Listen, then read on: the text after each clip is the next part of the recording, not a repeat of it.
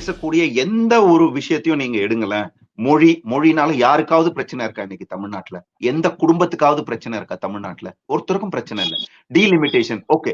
39 MP இன்னைக்கு வந்து 40 MP ஆகுறாங்க, இல்ல 45 எம்பி ஆகுறாங்க. 39 இருந்து 35 ஆகுது. ஏதாவது நடக்க போதா? இப்ப இருக்கக்கூடிய 39 எம்பினாலேயே 10 வருஷமா ஒன்னும் ஆகலையே. அதாவது எம்பியா இருந்தா என்ன பண்ணும்? உன் தொகுதிக்கு என்னென்ன வேணும்னு கேட்கணும். இவங்க 39 பேர் என்ன பண்றாங்க? அங்க போய் டிராமா பண்றாங்க. அங்க போய் எதை பத்தி பேசுறாங்க? மொழிய பத்தி பேசுறாங்க.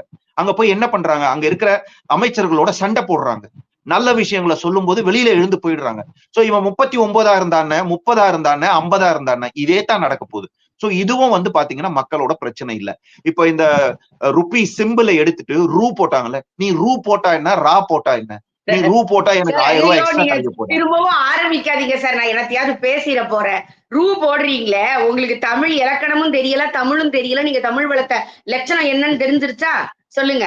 ரால ஆரம்பிக்கிற எந்த ஒரு விஷயமும் தமிழே கிடையாது. அவ்வளவு அழகா நம்ம இது வந்து சின்ன குழந்தைக்கு ஸ்கூல்ல சொல்லி கொடுக்கறது. ரா போட்டா பக்கத்துல ஈ போடணும். நீங்க ராமலிங்கம்னு எழுதுங்க சார்.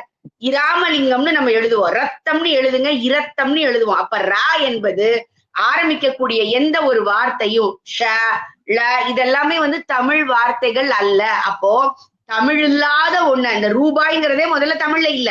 அததான் நீங்க போடுவேன்னு நிக்கிறீங்கன்னா எங்க உங்களுடைய தமிழ் அறிவு பொங்குதுங்கிறது எங்களுக்கு தெரியுது. வணக்கம் Gayathri ma'am, welcome to Sunday chat. எப்படி இருக்கிறீங்க? வணக்கம் தாம சார், ரொம்ப நல்லா இருக்கேன். அதாவது இந்த அரசியல்வாதிங்க அப்படின்னா பொய் சொல்லுவாங்க அப்படின்றது நமக்கு தெரியும். அது பழகி போச்சு. தமிழ்நாட்டுல மட்டும் இல்ல, இந்தியால எல்லாருக்குமே அரசியல்வாதி அப்படின்னா ஒரு சில பொய்கள் சொல்லுவாங்க. ஆனா பயங்கரமா பொய் சொல்லலாம் அப்படின்றது திமுகவை பார்த்தாதான் தெரியுது. நம்ம எல்லாருக்கும் தெரியும், ஒரு 4 வருஷமா நடக்கிறது ஒரு நாடக அரசு தான் நடக்குது. ஸ்டிக்கர் ஓட்டுவாங்க, நாடகம் நடத்துவாங்க, போட்டோ ஷூட் பண்ணுவாங்க அப்படின்னு.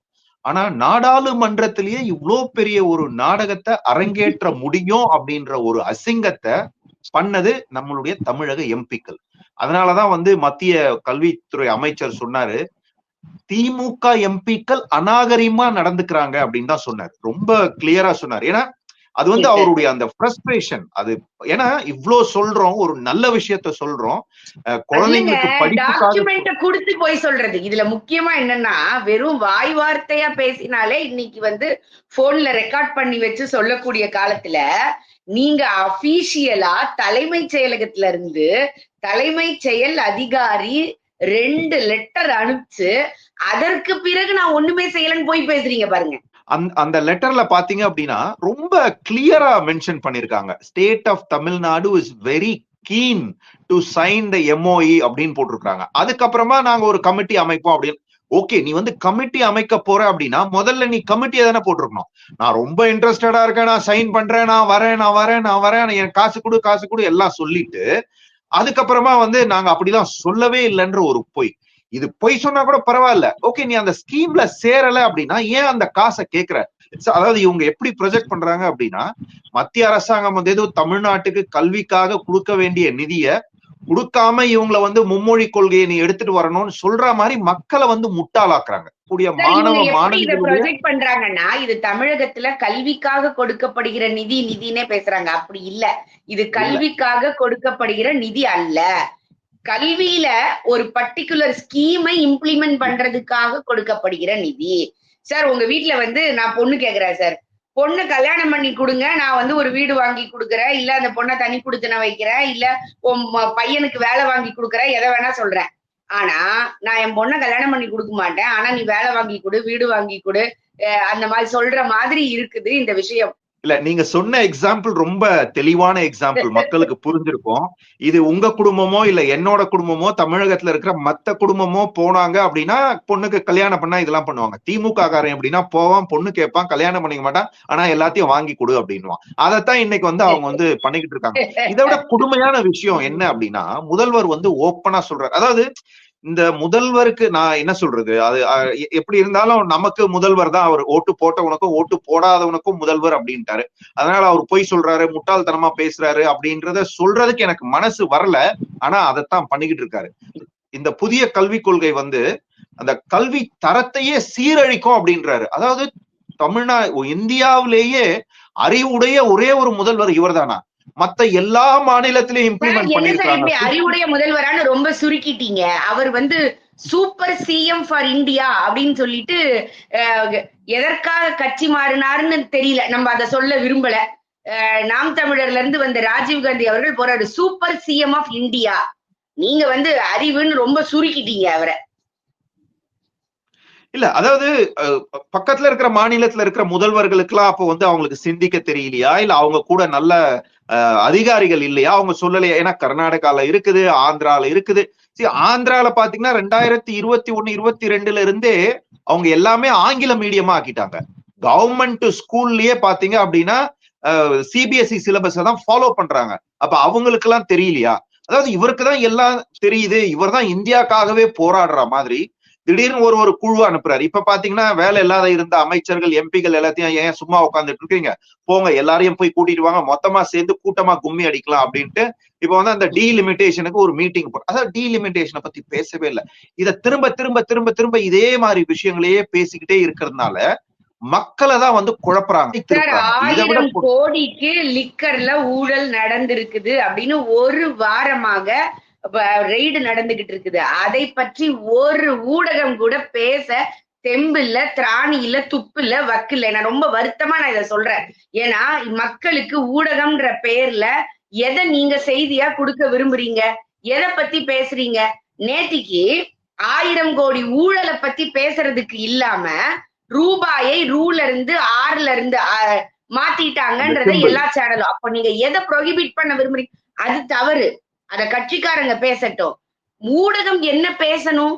1000 கோடி ஊழல் நடந்திருக்குது. அப்ப அது யாரோட காசு? அது எங்க போகுது? அதுக்கு யார் காரணம்? இத பத்தி பேச முடியாத ஊடகங்கள் இன்னைக்கு ஜால்ரா அடிச்சுக்கிட்டு இருக்குது. அதுல இடையில வேற இந்த இதுல ஒரு ஜோக்கு கூட சொல்லுவாங்க, எல்லாரும் ரொம்ப சீரியஸா பேசிட்டு இருக்கோம், குறுக்கி மறுக்கி ஓடாது அப்படின்னு சொல்லிட்டு. அதே மாதிரி விஜய் ஒரு ட்வீட் வேற போட்டிருக்காரு, பெரியாருக்கு வந்து பெரியாருடைய கருத்துக்கள்ல முரண்பாடு இருந்தாலும் அவர் யாருக்கு நேர நிர்மலா சீதாராமன் மேடம்க்கு வந்து இது பண்றாராமா, அவங்கள வந்து எச்சரிக்கிறாராமா, அவர் சொன்ன கருத்தை வந்து எதிர்க்கிறாராமா. என்ன காமெடி நடந்துகிட்டு இருக்குது இங்க. லிக்கர் ஸ்கேம் பத்தி சொன்னீங்க. இது வந்து கடந்த ஒரு வாரமா வந்து ரைடு நடந்துகிட்டே இருக்குது. அதாவது இதற்கு முன்னாடி அதாவது ரைடு நடக்குதுன்னு சும்மா எடுத்துக்க முடியாது. அரசாங்க அலுவலகத்துல இடி உள்ள போய் ரைடு பண்ணுது. கவர்மெண்ட் வந்து ஊழல் பண்ணிருக்குன்னு அரசாங்கத்தையே ரைடு விடுறாங்க. அதாவது நீங்க இதுக்கு முன்னாடி பாத்தீங்கன்னா எம்எல்ஏ வீட்டுக்கு போவாங்க, எம்பி வீட்டுக்கு போவாங்க, தொழிலதிபர் வீட்டுக்கு போவாங்க. இன்னைக்கு அரசாங்கத்துக்குள்ளேயே போகுது. இது முன்னாடி ஒரு முறை பாத்தீங்க அப்படின்னா அதிமுக ஆட்சி காலத்துல தலைமைச் செயலகத்துல வந்து இந்த மாதிரி ரைடு விட்டப்ப என்ன சொன்னாரு, இன்னைக்கு முதல்வரா இருக்கிறவரு அன்னைக்கு எதிர்கட்சியா, இது வந்து ஒரு பெரிய அசிங்கம், இது அப்படி இப்படின்னு எவ்வளவு பேசினார். இன்னைக்கு வீட்லயே ரைடு நடக்குது, அத பேசல. அதாவது டிஎம்கே வந்து ரொம்ப ரொம்ப கிளியர், ரொம்ப தெளிவா இருக்காங்க. They are very clever. அதெல்லாம் பேசக்கூடாது அப்படின்றதுக்காக தான் ஒரு வாரம் 10 நாளுக்கு முன்னாடியே எம்பிஸ் எல்லாம் கூப்பிட்டு நீங்க போங்க, அங்க போய் நாடாளுமன்றத்துல இந்த மாதிரி ஒரு டிராமா பண்ணுங்க, எல்லாரும் இதை பத்தியே பேசுவாங்க. அதாவது நீங்க பத்திரிகையாளர்கள் இந்த ரைட பத்தி பேசல, நீங்க ஈவன் அரசியல் கட்சிகளே பேசலையே, எதிர்கட்சியே பேசலையே, அதிமுகவே பேசலையே. பத்திரிகையாளர்கள் கூலிக்கு மாரடிக்கிறவங்கன்னு வச்சுக்கோங்க. அவங்க வந்து நடுநிலையாளரே இல்ல அப்படிங்கிறது கடந்த 4 வருஷமா பாத்துக்கிட்டு இருக்கோம். எதிர்கட்சின்னு ஒண்ணு இருக்குல்ல, ஏன் அவங்க பேசல? ஏன் அவங்க பேசல? நீ உன்னோட ஆட்சியில வரும்போது உன்னை வந்து அவ்வளவு கேவலமா பேசினாங்க. இது இன்னைக்கு நடக்குது. அது பாத்தீங்கன்னா நேத்து வந்து இடி கரெக்டா சொல்லியிருக்காங்க, ஒரு 1000 கோடி அளவுக்கு ஊழல் இருக்கு, அதற்கான டாக்குமெண்ட்ஸ் எல்லாம் எடுத்திருக்கிறோம் அப்படின்னு அவங்க வந்து அறிக்கையே கொடுத்திருக்காங்க. இந்த நேரத்துல ஏன்னா இன்னைக்கு அதை யாரும் பேசிடக்கூடாது, அதுக்காக அந்த ரூபா சிம்பிளை எடுத்துட்டு ரூ போடுறது. அவங்க நல்லா வந்து ஒரு டிராப்ப செட் பண்றாங்க. எதிர்கட்சிகளும் மத்த கட்சிகளும் தமிழ்நாட்டில் இருக்கும், அதுல போய் விழுந்துடுறாங்க. ஏன்னா அதையே தான் பேசிக்கிட்டு இருப்பாங்க. ரூவ மாத்திட்ட, ரீய மாத்திட்ட. பேசினாரு பாருங்க சார், பிடிஆர் பேசி ஒரே நாள்ல சாயம் வெளுத்து, ஒரு நாள் கூட இல்ல, ஹாஃப் அ டேக்குள்ள சாயம் வெளுத்து போனது பாருங்க. நான் என் பிள்ளைங்க 2 மொழியில படிச்சாரு. அடுத்தது அண்ணாமலை அவர்கள் அழகா சொன்னாரு, எந்த 2 மொழின்னு சொல்லுப்பா அப்படின்ட்டு. அதே போல அவர் எல்லாத்தையும் மிஞ்சினது. சுந்தர் பிச்சைய வம்புக்கு இழுத்தாரு. அவருடைய காணொளி இன்னைக்கு சோசியல் மீடியா ஃபுல்லா போயிடுச்சு. அவர் சென்னையில படிச்சாருன்னு தான் நமக்கு இவ்வளவு நாள் தெரியும். ஆனால் அவருக்கு ஹிந்தி நல்லா தெரியும், ஹிந்திலையும் பேசுவாருன்னு அவரோட ஹிந்தி வீடியோவையே இன்னைக்கு சோசியல் மீடியால போட்டாங்க. கதிரானந்த்ல இருந்து தயாநிதி மாறன்ல இருந்து எத்தனை பேர் வரைக்கும் ஏன் நீங்க அவங்கள பாராளுமன்ற உறுப்பினர்காக போட்டி போட வைக்கிறீங்கன்னு கருணாநிதியில இருந்து துரைமுருகன் வாயில இருந்து சொல்ல வச்சிருக்கிறீங்க, ஹிந்தி தெரிஞ்சதுனாலன்னு. ஆனா இன்னைக்கு என்ன சொல்றீங்க, ஹிந்தி வந்தா தமிழ் அழிஞ்சிரும்னு சொல்றீங்க. தமிழை எங்க நீங்க வாழ வச்சிருக்கீங்கன்னு நம்ம கேக்குறோம். இன்னைக்கு தர்மேந்திர பிரதான் டாக்குமெண்டோட சொல்றாருல, நீங்க இமோஷனலா பேசுறீங்க, அவரு உங்களுக்கு ஆதாரபூர்வமா பேசுறாரு. 36% ஆயிடுச்சு தமிழ்நாட்டுல தமிழ் படிக்கிறவங்களுடைய எண்ணிக்கை. இன்னைக்கு சிபிஎஸ்இ ஸ்கூல் அதிகமாயிடுச்சு. எவ்வளவுல இருந்து அதிகமாயிடுச்சுன்னு சொல்லணும்ல. எந்த பீரியட்ல 200 இருந்ததா 500 இருந்தா, இன்னைக்கு அவர் சொல்றாரு, அன்பில் மகேஷ் சொல்றாரு 1500 ஸ்கூல் தாங்க சிபிஎஸ்இ இருக்குது. எத்தனைல இருந்து 1500 இந்த கடந்த 5 வருஷத்துல வந்ததுன்னு சொல்லுங்க. அதுதானே நம்ம கேக்குறோம். சமச்சீர் கல்வி வந்த பிறகுதான் சிபிஎஸ்இ ஸ்கூல் தமிழ்நாட்டுல அதிகமாயிடுச்சு. அப்ப உன்னுடையது தரம் இல்லைன்னு அவங்க அக்செப்ட் பண்ணதுனாலதானே அவங்க போறாங்க. இன்னைக்கு 67% பிள்ளைகள் மெட்ரிகுலேஷன் ஸ்கூல்லயும் இதுலயும் ஆங்கிலம் படிக்கிறாங்க. 36% தமிழ் குறைஞ்சிருச்சுன்னா அரசு பள்ளிகள்லயே இன்னைக்கு ஆங்கிலம் வழி வந்துருச்சு. அப்போ தமிழை நீ எங்க வாழ வச்சிருக்கன்னு நாம கேக்குறோம். அதற்கு பதில் சொல்ல முடியாத நீங்க அழகா ஒரு லேட்டஸ்டா போட்டாங்க. இப்ப 2 நாளைக்கு முன்னாடி அவர் சொல்றாரு, பப்ளிக் எக்ஸாம் நடக்குது, முதல்வர் சொல்லிட்டாரு, கடைசி ஒரு குழந்தை ஸ்கூலுக்குள்ள போனதுக்கு அப்புறம் தான் நான் வீட்டுல இருந்து வெளியில வருவேன்னு தலைவர் சொல்லிட்டாரு. அதனாலதான் இந்த நிகழ்வு லேட் ஆயிடுச்சு. அந்த ஸ்கூலுக்கு போற பிள்ளைங்க, எக்ஸாம் எழுதுற பிள்ளைங்கன்னு. அடுத்த 1 மணி நேரத்துல ஒருத்தர் சோசியல் மீடியால ப்ரூஃபோட போடுறான், சொல்றான் எக்ஸாமுக்கு வெயிட் பண்ணிக்கிட்டு இருக்கிறோம், இந்த சைட விடுங்க, எங்க பிள்ளைங்க எக்ஸாமுக்கு போகணும், நீங்க மேடையில ஒண்ணு பேசுறீங்க, இங்க ஒண்ணு பேசுறீங்கன்னு சொல்லிட்டு அடுத்த 10 நிமிஷம் அரை மணி நேரத்துல ஒருத்தன் சோசியல் மீடியால நீ அன்பில் மகேஷ் பேசினது என்ன, நான் பப்ளிக்ல நடக்கிறது என்னன்னு வீடியோ எடுத்து போடுறான். எங்க 15 நிமிஷமா நிப்பாட்டி வச்சிருக்கிற பிள்ளைங்களுக்கு எக்ஸாம் எழுத போக லேட் ஆகுது. நீ என்ன டிராமா பண்ணிக்கிட்டு இருக்கீங்க? நீங்க ரொம்ப கரெக்டா ஸ்டார்ட் பண்ணீங்க. டிராமா தான், முழுக்க முழுக்க டிராமா, விளம்பரம். அதாவது முழுக்க முழுக்க டிராமா பண்ற ஆட்சி தான். நீங்க கூட சொன்னீங்க இவங்க எல்லாம் எமோஷனலா பேசுறாங்க. எமோஷனலா பேசுறது இல்ல, எமோஷனலா நடிக்கிறாங்க. அதாவது இந்த 1 ரூபாய்க்கு நடிக்க சொன்னா 100 ரூபாய்க்கு நடிக்கிறான்னு அந்த மாதிரி இவங்க நடிச்சுக்கிட்டு இருக்காங்க. பிடிஆரை பத்தி சொன்னீங்க. அதாவது அவருக்கு ஒரு அளவுக்கு அறிவு இருக்குன்னு அவர் மேல ஒரு மரியாதை வச்சிருக்கிற ஆளு நானு. ஆனா இந்த மாதிரியான பேசும் அவருக்கு என்னன்னா அந்த பண்ணையார்த்தனம். அதாவது அவங்க அப்பா அவர் எப்பயுமே சொல்லுவாரு, என் தாத்தா யாரு தெரியுமா, எங்க அப்பா யாரு தெரியுமா, என்னோட பாட்டனார் அவரார் முப்பாட்டனார்னு அதே பாணியில தான் பேசுறாரு. அவர் என்ன சொல்றாருன்னா, ஓகே அண்ணாமலை ஒண்ணுமே சொல்ல, நாம கூட சொல்றதே இல்ல, உங்க பசங்க எத்தனை மொழி வேணாலும் படிக்கட்டும். நான் 2 வாரத்துக்கு முன்னாடி பேசினப்ப கூட சொன்னேன், ஏன் கல்வி அமைச்சருடைய பையன் பிரெஞ்சு படிக்கிறான்னா எனக்கு சந்தோஷம், ஏன் கல்வி அமைச்சருடைய பையன் 5 லாங்குவேஜ் படிக்கிறான்னா எனக்கு சந்தோஷம். ஏன்னா நான் சொல்லுவேன், பாரு என் கல்வி அமைச்சர் அவன் பையனை 5 லாங்குவேஜ் படிக்க வைக்கிறார். சோ அந்த கனவு மத்த பசங்களும் படிக்கணும்னு இருக்கும் இல்லையா, அப்படின்னு நான் சொல்லுவேன் பெருமையா. பிடிஆர் சொல்றாரு, இந்த 39 எம்பியோட பசங்க எங்க படிக்கிறாங்கன்றது முக்கியம் இல்லையா, 8 கோடி மக்களுடைய பசங்க எங்க படிக்கிறாங்கன்னு தான் முக்கியம். டேய், நீ 39 எம்எல்ஏ பசங்க எங்க எம்பி பசங்க எங்க படிக்கிறீங்களோ அதே படிப்பதான் நாங்க எங்க பசங்களுக்கு கொடுக்கணும்னு பாக்குறோம். அதைத்தான் மத்திய அரசு சொல்றாங்க. எக்ஸாக்ட்லி. நான் கூட இத ட்வீட் போட்டிருந்தேன். ஒரு ரொம்ப அறிவாளியான ஒரு திமுக அடிமை ஒண்ணு போட்டிருந்துச்சு. நான் சொல்லவா, ராஜ்நாத் சிங்கோடைய பேரன் என்ன படிச்சான், பையன் என்ன படிச்சான், அமித்ஷாவோட பையன் என்ன படிச்சான். நான் சொல்ல, நானுமே அததான் சொன்னேன். என் பிள்ளை என்ன படிக்குதோ அதே படிப்பை என்னுடைய வீட்டுல வேலை செய்யறவங்களுடைய பிள்ளையும் படிக்கணும், வாய்ப்பு கிடைக்கணும். அந்த குழந்தைக்கு படிக்க முடியலன்னா அது வேற, ஆனால் அந்த வாய்ப்பை கொடுக்க வேண்டியது ஒரு அரசாங்கத்தோட கடமைன்னு நான் சொல்றேன். நீங்க என்ன சொல்றீங்க, உங்க வீட்டு டிரைவரோட பிள்ளையும் கூட முதல்ல உட்காந்து போற நானும் என்னோட பிள்ளையும் ஒரே மாதிரி படிக்க கூடாதுன்னு நினைக்கிறவங்க நீங்க. வாய்ப்பை கொடுத்தா அரசு பள்ளியில படிக்கக்கூடிய ஏழை மாணவர்கள் இவங்க பசங்களை விட அதிகமா படிப்பாங்க, இவங்க பசங்களை விட அதிகமா பெர்ஃபார்ம் பண்ணுவாங்க. ஏன்னா இவன் பையன் என்னன்னா இவன் கோடி கோடியா அடிச்சு வச்சிருக்கிறான். சோ அதனால அவன் ஒரு ஒரு ஒரு கடமைக்காக ஸ்கூலுக்கு போவான், படிக்கலனா கூட ஒரு கடமைக்காக ஸ்கூலுக்கு போவான், கடமைக்காக ஒரு மார்க் எடுப்பான், ஜஸ்ட் ஒரு டிகிரியை வாங்கிக்குவான். ஏன்னா வாங்கிட்டான்னா இன்னைக்குதான் ராஜ பரம்பரை மாதிரி அப்பா மினிஸ்டரா இருந்தாருன்னா அடுத்தது பையன் எம்எல்ஏவா அடுத்தது மினிஸ்டர் ஆவான் இருக்குல்ல, அவன் ஒரு ஜஸ்ட் பேருக்கு பின்னாடி ஒரு பட்டத்தை போட்டுக்கணும். இன்னைக்கு எப்படி பாத்தீங்கன்னா இன்னைக்கு டிஆர்பி ராஜாவெல்லாம் போறாரு பாருங்க, ஒரு கோட் சூட்டை போட்டுன்னு பின்னாடியே போலாம். இவங்க எல்லாம் படிச்சாங்க, எங்க படிச்சாங்க நீங்க வெளியில சொல்லணும்ல. அந்த வாய்ப்பைத்தான் மத்திய கண்டிப்பா. அரசாங்கம் ஏற்படுத்தி கொடுக்குது. இந்த புதிய கல்விக் கொள்கை அப்படிங்கிறது இந்த மொழி மட்டும் இல்ல. புதிய கல்விக் கொள்கையில இவங்க மொழி மொழி மொழின்னு அதை மட்டுமே சார் சுத்தி சுத்தி வராங்க. உயர்கல்வியில சார் அதுங்க 3rd standard to 8th standard வரைக்கும் வந்து இந்த இந்திய மொழிகள்னு சொல்றாங்க சார். உயர்கல்வி ஹையர் செகண்டரி சொல்றோம் பாருங்க 9th to 12th அதுல ஒரு ஃபாரின் லாங்குவேஜ் கத்துக்குடுன்னு சொல்றான் சார். ஜெர்மனா இருக்கட்டும், பிரெஞ்சா இருக்கட்டும், ஸ்பானிஷா இருக்கட்டும், ஏதோ ஒரு அந்நிய மொழியும் கத்துக்கொடு. எல்லாத்துக்கும் வாய்ப்பு கொடு. அப்போ நீ ஸ்கூலை விட்டு வெளில வரும்போது 4 மொழி உனக்கு அதிகபட்சமாக தெரிஞ்சிருக்கும். இல்ல உடனே கேட்பாங்க எனக்கு எதுக்கு ஃபாரின் லாங்குவேஜ்னு. அதாவது இந்த இந்த கல்வி திட்டமே பாத்தீங்கன்னா ஒரு தொலைநோக்கு பார்வையோட பண்ணிருக்கு. ஏன்னா இன்னைக்கு நிறைய ஃபாரின் யூனிவர்சிட்டியோட கேம்பஸ் வந்து இந்தியால வருது. சோ நீ இங்கேருந்து ஜெர்மனுக்கு போய் படிக்க தேவையில்ல, இங்கேருந்து கனடாக்கு போய் படிக்க தேவையில்ல, இங்கேருந்து ஆஸ்திரேலியாவுக்கு போய் படிக்க தேவையில்ல.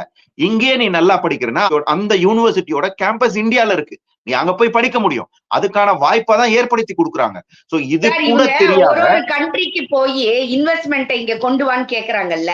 இப்ப அந்த இன்வெஸ்ட்மெண்ட் கொண்டு வந்த கம்பெனி வந்து ஒரு ரூல் போடுதுங்க சார். இது எத்தனை பேருக்கு தெரியும்னு எனக்கு தெரியல. ஒரு ஜெர்மன் கம்பெனி இந்தியாவுக்கு வந்து அவங்களுடைய பிசினஸ் பிளான்ட்ட வைக்கிறாங்கன்னு வச்சுக்கோங்க. அதுல வந்து நீங்க இந்த மீனியல் ஸ்டாஃப் எல்லாம் யார வேணா போடுவான். ஒரு middle level to higher level அவன் என்ன சொல்றான்னா, ஒரு காலேஜுக்கே நீங்க இன்டர்வியூக்கு போறீங்க. அவங்க வந்து இன்டர்வியூ பண்ணி பிள்ளைங்களை எடுக்க போனாங்கன்னா first preference will be given யாரெல்லாம் வந்து அவங்களோட ஜெர்மன் லாங்குவேஜ் தெரிஞ்சவங்களா இருக்காங்களோ அவங்களுக்கு அப்படின்னு சொல்லி அவன் ரூல் வைக்கிறான் சார். இது எத்தனை பேருக்கு தெரியும்னு சொல்லுங்க. ஒரு ஜாப்பனீஸ் கம்பெனி இந்தியாவுக்கு வந்ததுன்னா நீங்க அந்த கம்பெனில ஒரு மிடில் லெவல்ல ஒரு மேனேஜ்மெண்ட்டுக்கு போனீங்கன்னா you should know Japanese language. அது இல்லைன்னா உங்களை அந்த லெவலுக்கு எடுக்க மாட்டான். நீ கீழ் லெவல்ல வேலை செய்யுமா, நீ பெருக்கு கூட்டு செக்யூரிட்டியா இரு, அதெல்லாம் செய்ய, எனக்கு பிரச்சனை இல்ல. ஆனா நீ ஆபீஸுக்குள்ள வந்து வேலை செய்யணும்னா மிடில் லெவல்ல நீ என்னுடைய லாங்குவேஜ தெரிஞ்சுக்கோன்னு சொல்றான். சோ ஒரு ஃபாரின் கம்பெனி இப்படி வைக்கும் போது நீங்க என்ன நினைக்கிறீங்க? ஏன் புள்ள சிபிஎஸ்இல படிச்ச புள்ள அந்த வேலைக்கு போனா போதும், ஓம் புள்ள மெட்ரிகுலேஷன்ல படிச்சு இங்க வந்து 40% மார்க் எடுத்தாலும் இதே அரசியல்வாதிகள் இன்ஜினியரிங் காலேஜ் திறந்து வச்சிருக்கிறாங்க. அங்க இன்ஜினியரிங் காலேஜ் சீட்டை ரெப்புங்க. திரும்பவும் அவன் வந்து ஒரு டிகிரியை முடிச்சுட்டு இந்த நார்மலா இருக்கக்கூடிய ஜாபுக்கு வரட்டும். படிச்சது இன்ஜினியரிங்கா இருப்பான், அவன் செய்யற வேலை சம்பந்தமே இருக்காது. அப்போ நீங்க தொடர்ந்து ஒரு டிஸ்பாரிட்டிய கிரியேட் பண்ணிக்கிட்டே இருக்கீங்க. இங்க எல்லாம் ஒரு சைடு இருந்தா எல்லாத்துக்கும் குரல் கொடுக்கிற கம்யூனிஸ்ட் கட்சி பாருங்க, இந்த 100 கோடி ஊழலுக்கு 1000 கோடி ஊழலுக்கு வாயவே திறக்கல. விடுதலை சிறுத்தைகள் ஓடி வந்து அவர் திருச்செந்தூர்ல சொல்றாரு, எங்களுக்கு நாங்க இந்த கூட்டணியில தான்ப்பா இருக்கோம், கூட்டணிக்கு பத்தி எங்களுக்கு எந்த ஒரு டவுட்டும் உங்களுக்கு தேவையில்லைன்ட்டு. எவ்வளவு கேவலமா நீங்க அரசியல் பண்ணிக்கிட்டு இருக்கீங்க. அதே திருநெல்வேலியில உங்களுக்கு, என்னுடைய ஊர், எனக்கு ரொம்ப சொல்ல வருத்தமா இருக்குது. ஸ்ரீவைகுண்டத்துல ஒரு பையன், ஒரு பட்டியலினத்து பையன் இன்னொரு சமூக பிள்ளைய லவ் பண்றேன்னு சொன்ன காரணத்துக்காக வெட்டி இருக்கிறாங்க. அத கேட்க துப்பில்லாத நீ நான் இன்னும் கூட்டணியில தான் இருக்கிறேன்னு வெளிப்படையா பேசுறீங்க. அப்ப உங்களுடைய கருத்து என்ன, உங்களுடைய நோக்கம் என்ன அப்படிங்கிறது எல்லாருக்கும் தெரிஞ்சிருச்சுல்ல. இல்ல அதாவது இது புரிஞ்சுக்கணும். அந்த பட்டியலினத்து காவலர்னு அவர் சொல்லிக்கிறாரு, நமக்காக இவர் என்ன செய்யறாருங்கிறத மக்கள் புரிஞ்சுக்கணும். கரெக்டா சொன்னீங்க மேடம். ஒவ்வொரு விஷயத்த மக்கள் வந்து புரிஞ்சுக்கணும். ஏன்னா இப்போ இந்த கல்வியை பத்தி நம்ம தொடர்ந்து பேசுறோம்ல. சரி ஓகேங்க, தமிழ் ஒரு ஒரு ஒரு என்ன சொல்றது, ஒரு இமேஜினேஷனுக்காக தமிழ்நாட்டுல இருக்கக்கூடிய கல்வி தரம், கல்வி திட்டம் வந்து சூப்பர் திட்டம் அப்படின்னு நான் எடுத்துக்கிறேன். அதே மாதிரி தமிழ்நாட்டில் இருக்கக்கூடிய சுகாதாரமும், தமிழ்நாட்டில் இருக்கக்கூடிய அரசாங்க மருத்துவமனைகளும் வேர்ல்டு கிளாஸ் பெஸ்ட். ஏன்னா தமிழ்ல படிச்ச எங்க டாக்டர்ஸ், பெரியார் மண்ணு, பெரியார் கொடுத்த அறிவுரையினால படிச்ச டாக்டர்ஸ் நாங்க தான் பெஸ்ட். அதாவது கவர்மெண்ட் ஹாஸ்பிட்டல் இருக்கிற டாக்டர்ஸ் தான் பெஸ்ட், கவர்மெண்ட் ஸ்கூல் தான் பெஸ்ட். இதை நான் நம்புறேன், ஒரு நிமிஷத்துக்கு நான் நம்புறேன். அப்படின்னா ஏன்டா அரசியல்வாதிகளும் இல்ல அரசுல வேலை செய்யக்கூடிய அதிகாரிகளும் உங்க பசங்களை ஏன் கவர்மெண்ட் ஸ்கூல்ல சேர்க்க மாட்டேங்கிறீங்க? கவர்மெண்ட் ஸ்கூல்ல டீச்சரா வேலை செய்யக்கூடிய, கவர்மெண்ட் ஸ்கூல்ல ஹெட் மாஸ்டரா இருக்கக்கூடிய அவங்களே அவங்க பசங்களை ஏன் வேற ஸ்கூல்ல சேர்க்கிறாங்க அப்படின்றத தமிழக மக்கள் யோசிக்கணும். இதை யோசிக்கலன்னா தமிழக மக்கள் வந்து என்ன சொல்றது, மூளை இல்லாதவங்கன்னு சொல்றதா இல்ல அநாகரிகமா நடந்துக்கிறாங்கன்னு சொல்றதான்னு எனக்கு தெரியல. மக்கள் தான் யோசிக்கணும். சூப்பர் திட்டம், இருமொழி கொள்கை தான், கருணாநிதி தான் பெஸ்ட், ஸ்டாலின் தான் பெஸ்ட், அவங்க கொடுக்கிற கல்வி திட்டம் தான் வேர்ல்டு கிளாஸ். அப்ப ஏன் அரசியல்வாதிகளோட பையங்க அரசாங்க ஸ்கூல்ல படிக்கல? ஏன் அரசாங்கத்துல வேலை செய்யக்கூடிய அந்த அரசு ஊழியர்களுடைய பசங்க ஏன் கவர்மெண்ட் ஸ்கூல்ல படிக்கல? அடுத்தது டாக்டருக்கு வந்துருவோம், கவர்மெண்ட் ஹாஸ்பிட்டலுக்கு வந்துருவோம். பெஸ்ட், நாங்க தான் பெஸ்ட். இந்தியாலேயே தமிழகம் தான் வந்து மருத்துவத்துறையில லீடிங்கா இருக்குது. எதுன்னு பாத்தீங்கன்னா பிரைவேட் ஹாஸ்பிட்டல் தான். ஓகே, அப்படியே அரசாங்க ஹாஸ்பிட்டல்ல நீங்க எல்லாம் வச்சிருக்கீங்கன்னா கால்ல நகம் வெட்டுறதுக்கு கூட ஏன்டா அப்பல்லோ ஹாஸ்பிட்டலுக்கு போறீங்க? சுண்டு விரல் இடிச்சு ரத்தம் வந்தா கூட ஏன் அப்பல்லோ ஹாஸ்பிட்டலுக்கு போறீங்க? எந்த அரசியல்வாதியாவது அவருக்கு உடம்பு சரியில்லை அப்படின்னும் போது அரசாங்க ஹாஸ்பிட்டல்ல போய் ராஜீவ் காந்தி ஹாஸ்பிட்டல்ல போய் படுத்திருக்கிறாரு, அங்க வந்து ட்ரீட்மெண்ட் எடுக்கிறாருன்னு சொல்றாங்களா? ஊழல் பண்ணிய அமைச்சர் கைது பண்ணி எடுத்துட்டு போகும்போது அங்க ஒரு டிராமா போட்டு எனக்கு நெஞ்சு வலிக்குது, அங்க வலிக்குது, இங்க வலிக்குதுன்னு சொல்லி அரசாங்க ஆஸ்பத்திரியில போனவரை கூட முதல்வரும் துணை முதல்வரும் ஐயையோ அங்க இருந்து தூக்கிட்டு அங்க இருந்தா செத்து போயிடுவான்னு தூக்கிட்டு போய் காவேரி ஹாஸ்பிட்டல்ல தானே போட்டீங்க. நல்ல ஹாஸ்பிட்டல், அரசாங்க ஹாஸ்பிட்டல்னா ஏன் அந்த அமைச்சரை அங்கேயே வச்சு ஏன் அவருக்கு அங்க ஆபரேஷன் பண்ணல? ஏன்னா அங்க ஆபரேஷன் பண்ணா அவன் செத்து போயிடுவான். 1000 கோடி அடிச்சு இந்த குடும்பத்துக்கு கொடுக்க முடியாது. ஒரு சாராய ஊழல் பண்ற அமைச்சரை அவரை நீங்க அரசாங்க ஹாஸ்பிட்டல்ல சேர்க்காம பெரிய பிரைவேட் ஹாஸ்பிட்டல்ல சேர்க்கிறீங்களா? இதை ஏன் சொல்றேன்னா மக்கள் தான் இதை யோசிக்கணும். மக்கள் மனதில மாற்றம் வராத வரைக்கும் என்னுமே பண்ண முடியாது. அதனாலதான் வந்து இந்த திமுக பாத்தீங்கன்னா தமிழக மக்கள் முட்டாள்கள். ஏன்னா நம்ம கூட ஒரு 2-3 நாட்களுக்கு முன்னாடி பாகிஸ்தான்ல ஒரு ட்ரெயினை ஹைஜாக் பண்ணிட்டாங்கன்னு சொல்லி சொன்னாங்க. ஒருத்தர் ஏதோ ஒரு ஊர்ல இருந்து டிக்கெட் வாங்காம ட்ரெயின்ல வந்து தமிழ்நாட்டுல வந்து தமிழ்நாட்டையே ஹைஜாக் பண்ணி வச்சிருக்காங்க. இன்னைக்கு தமிழ்நாடே ஹைஜாக் பண்ணிருக்குது. அந்த பாகிஸ்தான்ல ஹைஜாக் பண்ணவன கூட ரிலீஸ் பண்ணிட்டாங்க. ஆனா இன்னைக்கு வரைக்கும் 60 வருஷமா ஒருத்தர் ஹைஜாக் பண்ணிருக்கிறாரு தமிழ்நாட்டையும் தமிழ்நாட்டு மக்களையும். அதை யாராலையும் வெளியில கொண்டு வர முடியல. அதுக்குதான் அண்ணாமலை மாதிரியான தலைவர்கள் போராடுறாங்க. ஏன்னா இந்த ஹைஜாக்ல இருந்து வெளியில வரணும்னா யாரெல்லாம் ஹைஜாக் ஆகி உள்ள இருக்கிறாங்களோ அவங்க யோசிக்கணும், அவங்க மூளையில யோசிக்கணும், அவங்கெல்லாம் வெளியில வரணும். இவனை யாரையும் போய் உள்ள இருந்து எடுத்துட்டு வர முடியாது. ஒருத்தர் 2 பேருனா அவனை போய் இழுத்துட்டு வரலாம். 8 கோடி மக்களும் யோசிக்காம இவன் பின்னாடி இவனோட ஹைஜாக்ல உள்ள போய் மாட்டிக்கிட்டான்னா என்னதான் பண்ண முடியும்? சார் ரொம்ப கரெக்டா நீங்க சொல்லியிருக்கிறீங்க. நாமளும் தொடர்ந்து சொல்லிக்கிட்டே இருக்கிறோம். ஒவ்வொரு விதமும் ஒவ்வொரு நாளும் இங்க இருக்கக்கூடிய பிரச்சனைகளை மடைமாற்றம் பண்ணுவதற்கு இமோஷனலா உள்ள வேலைகளை விஷயங்களை ட்ரிகர் பண்ணி ஆக்சுவல் இஷ்யூஸ்ல இருந்து டைவர்ட் பண்ணிட்டே இருக்காங்க. இது மக்களுக்கு புரியணும். அப்படி புரியல அப்படின்னா இளைய சமுதாயம், உங்களுடைய பிள்ளைகள் தான் இன் ஃபியூச்சர்ல தமிழகத்துல கஷ்டப்பட போறாங்க. அதுக்காகவாவது நீங்க யோசிச்சு முடிவெடுக்கணும். தொடர்ந்து இதே மாதிரி உள்ள விஷயங்களை பேசுவோம். நம்ம பேசிட்டு இருக்கிற நேரத்துல 2 நாளைக்கு முன்னாடி பட்ஜெட்டும் வெளியில வந்துருச்சு. தனியாக நம்ம பட்ஜெட்டை பத்தி ஒரு செஷன் நம்ம நெக்ஸ்ட் வீக் பேசலாம். ஏன்னா இதெல்லாம் வந்து இமோஷனலாக மக்களை வந்து பிடிச்சு வச்சிருக்கிறதுனால சொல்ல வேண்டிய அவசியம் இருக்குது. ஏன்னா இந்த பட்ஜெட்ல வந்து பட்ஜெட் போடுறது ஒண்ணு, இம்ப்ளிமெண்ட் பண்றது ஒண்ணுன்னு நமக்கு நல்லாவே தெரியும். நிறைய விஷயங்கள் இந்த எலெக்ஷனுக்காக உள்ள விஷயங்கள் அதுல இருக்கு. அதெல்லாம் நாம வந்து நெக்ஸ்ட் வீக் பேசலாம் சார். மக்கள் யோசிங்க. இல்லைன்னா நம்ம பிள்ளைகள் இந்த தமிழ்நாட்டுல ஃபியூச்சர்ல கஷ்டப்படுவாங்க. அதற்காகவாவது நாம சிந்திச்சு ஓட்டு போடணும். இல்ல நிச்சயமா. ஏன்னா இப்ப இவங்க பேசக்கூடிய எந்த ஒரு விஷயத்தையும் நீங்க எடுங்களேன். மொழினால யாருக்காவது பிரச்சனை இருக்கா இன்னைக்கு தமிழ்நாட்டுல? எந்த குடும்பத்துக்காவது பிரச்சனை இருக்கா தமிழ்நாட்டுல? ஒருத்தருக்கும் பிரச்சனை இல்ல. டீலிமிட்டேஷன் ஓகே, 39 எம்பி இன்னைக்கு வந்து 40 எம்பி ஆகுறாங்க, இல்ல 45 எம்பி ஆகுறாங்க, 39 இருந்து 35 ஆகுது. ஏதாவது நடக்க போதா? இப்ப இருக்கக்கூடிய 39 எம்பினாலேயே 10 வருஷமா ஒன்னும் ஆகலையே. அதாவது எம்பியா இருந்தா என்ன பண்ணும்? உன் தொகுதிக்கு என்னென்ன வேணும்னு கேட்கணும். இவங்க 39 பேர் என்ன பண்றாங்க? அங்க போய் டிராமா பண்றாங்க. அங்க போய் எதை பத்தி பேசுறாங்க? மொழிய பத்தி பேசுறாங்க. அங்க போய் என்ன பண்றாங்க? அங்க இருக்கிற அமைச்சர்களோட சண்டை போடுறாங்க. நல்ல விஷயங்களை சொல்லும் போது வெளியில எழுந்து போயிடுறாங்க. சோ இவன் 39 இருந்தானே, 30 இருந்தானே, 50 இருந்தானே, இதே தான் நடக்க போகுது. சோ இதுவும் வந்து பாத்தீங்கன்னா மக்களோட பிரச்சனை இல்ல. இப்ப இந்த ருபி சிம்பிளை எடுத்துட்டு ரூ போட்டாங்கல்ல, நீ ரூ போட்டா என்ன, ரா போட்டா என்ன? நீ ரூ போட்டா எனக்கு 1000 ரூபாய் எக்ஸ்ட்ரா கிடைக்க போகுது. திரும்பவும் ஆரம்பிக்காதீங்க சார், நான் என்னத்தையாவது பேசிட போறேன். ரூ போடுறீங்களே, உங்களுக்கு தமிழ் இலக்கணமும் தெரியல, தமிழும் தெரியல, நீங்க தமிழ் வளர்த்த லட்சணம் என்னன்னு தெரிஞ்சிருச்சா? சொல்லுங்க. ரால ஆரம்பிக்கிற எந்த ஒரு விஷயமும் தமிழே கிடையாது. அவ்வளவு அழகா நம்ம இது வந்து சின்ன குழந்தைக்கு ஸ்கூல்ல சொல்லி கொடுக்கறது. ரா போட்டா பக்கத்துல ஈ போடணும். நீங்க ராமலிங்கம்னு எழுதுங்க சார். இராமலிங்கம்னு நம்ம எழுதுவோம், ரத்தம்னு எழுதுங்க, இரத்தம்னு எழுதுவோம். அப்ப ரா என்பது ஆரம்பிக்கக்கூடிய எந்த ஒரு வார்த்தையும் ஷ, ல இதெல்லாமே வந்து தமிழ் வார்த்தைகள் அல்ல. அப்போ தமிழ் இல்லாத ஒண்ணு, அந்த ரூபாய்ங்கிறதே முதல்ல தமிழ்ல இல்ல, அததான் நீங்க போடுவேன்னு நிக்கிறீங்கன்னா எங்க உங்களுடைய தமிழ் அறிவு பொங்குதுங்கிறது எங்களுக்கு தெரியுது. இல்ல இது வந்து அறிவுபூர்வமான செயலே இல்ல. அதைத்தான் நான் சொல்லிக்கிட்டு இருக்கேன். இவங்க பண்ற ஒண்ணு கூட மக்களுடைய தேவைக்கு இல்ல, அறிவுபூர்வமான செயல் இல்ல. இவங்க பண்றது எல்லாமே இவங்களுடைய தப்புக்களை மறைக்கணும். இந்த தப்ப வேற யாரும் பேசக்கூடாது, இந்த தப்ப மக்கள் வந்து போக்கஸ் பண்ணக்கூடாது. அப்படின்னா அவங்கள என்ன பண்றது? ஒரு ஆட்டு மந்த மாதிரி, மாட்டு மந்த மாதிரி எங்கேயாவது ஒரு பக்கம் ஓட்டிக்கிட்டு போனோம் அப்படின்றதுக்காக, இப்போ ஒரு நீங்க ஆட்டு மந்தையை ஓட்டணும்னா என்ன பண்ணுவீங்க? முன்னாடி எதையாவது போடுவீங்கல்ல, ஆடு எதை விரும்புவோமோ, எதை சாப்பிடுவோம். ஏன்னா இன்னைக்கு மக்களும் இந்த மாதிரியான செய்திகளை வந்து இம்பார்ட்டன்ஸ் கொடுக்கறதுனால அவங்க நல்லா புரிஞ்சு வச்சிருக்காங்க. சோ அதனால மக்களை அந்த பக்கம் இந்த பக்கம் மடைமாற்றம் பண்றாங்க.